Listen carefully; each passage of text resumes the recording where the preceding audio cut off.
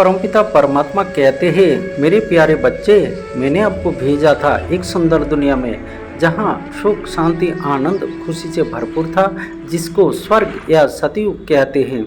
लेकिन विधि का विधान और काल चक्र के प्रभाव से काम क्रोध लोभ मोह अहंकार से वशीभूत होकर स्वयं को भूल गए और मुझे भी भूल गए, जिसके कारण अधर्म अत्याचार भ्रष्टाचार पापाचार चरम सीमा पर पहुंचा और अशांति दुख कष्ट से दुनिया त्रस्त हो गई।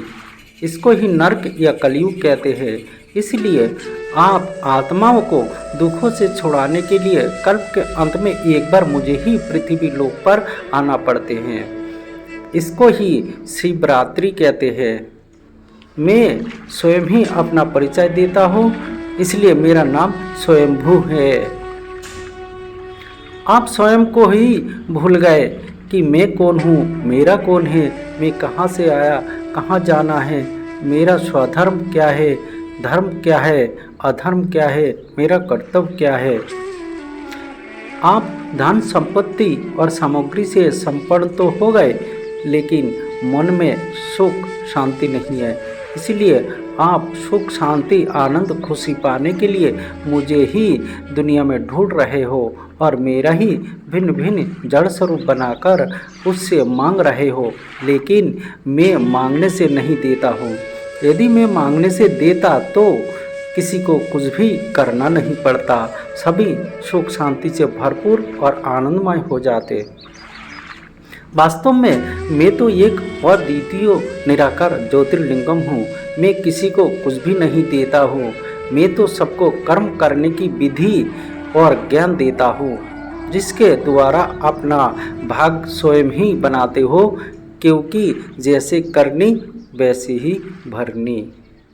प्रकृति जैसे मिट्टी जल अग्नि वायु आकाश भोजन आदि एवं मनुष्य की मन की स्थिति कितनी तीव्र गति से अशुद्ध व अपवित्र हो रहा है, ये तो देख रहे हो और समझ भी रहे हो कि ऐसी दुनिया कितने दिन चलेगी।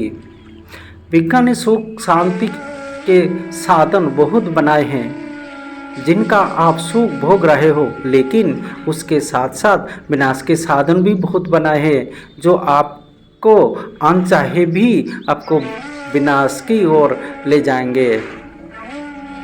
वर्तमान हर मनुष्य में काम क्रोध लोभ मोह अहंकार हिंसा ईर्षा देश घृणा चिंता भय और तनाव से भरपूर है, जिसके कारण विश्व में लड़ाई ही लड़ाई चल रही है। भाई भाई में, बाप बेटे में, पति पत्नी में, सास बहू में, पड़ोसी पड़ोसी के साथ, देश देश के साथ। आप सभी जानते हो कि ये लड़ाई का परिणाम क्या होगा। कलयुग और सतयुग के बीच के समय को संगम युग कहते हैं। ये संगम युग ही कर्म का हिसाब चुकता करने का और नया भाग बनाने का समय है। जैसा चाहे वैसा ही अपना भाग बना सकते हो। इसीलिए इस समय में शिव निराकार रूप में धरती पर अवतरित होकर लड़ाई के मैदान में ज्ञान और राजयोग सिखाकर आत्माओं को पतित से पावन बना रहा हूँ, क्योंकि कलयुग का परिवर्तन होने वाला है और सतयुग आने वाला है, जब हर आत्मा मन वचन कर्म से पवित्र अर्थात सतोप्रधान बन जाएंगे। तब घर ही मंदिर और घर के लोग देवता बन जाएंगे एवं दुनिया स्वर्ग बन जाएगी। तो आपको क्या चाहिए, स्वर्ग का सुख या कलयुग का नरक यंत्रणा?